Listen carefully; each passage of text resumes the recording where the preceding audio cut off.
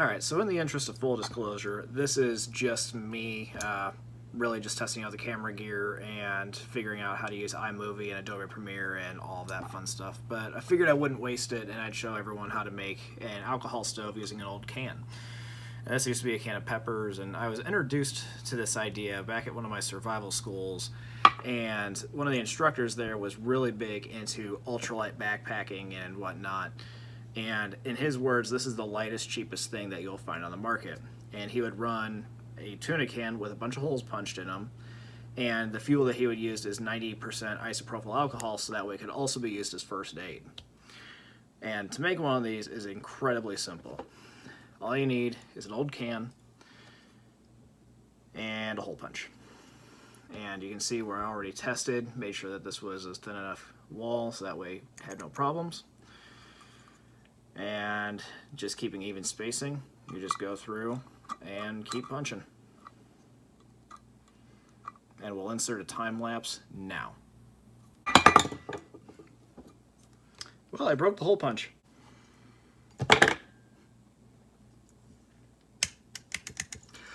Okay, so funny story. In the middle of doing my hole punches, about half of them went through, and I bent the snot out of my hole punch.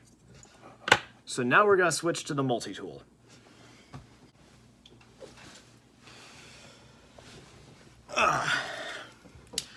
Alright, so we're back with round two, and I got a multi-tool.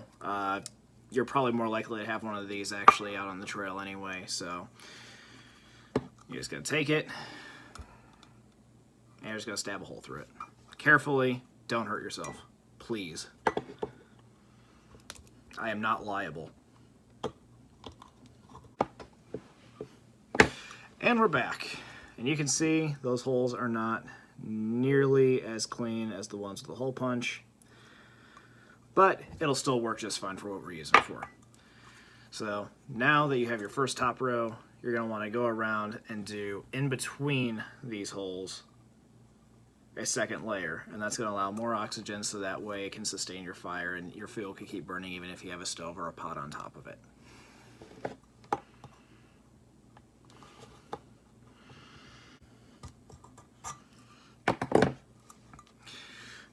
Alright, now you can see I got 2 layers of holes there. Now I just got to go in and clean them up with the pliers of the multi-tool because I didn't have a clean punch.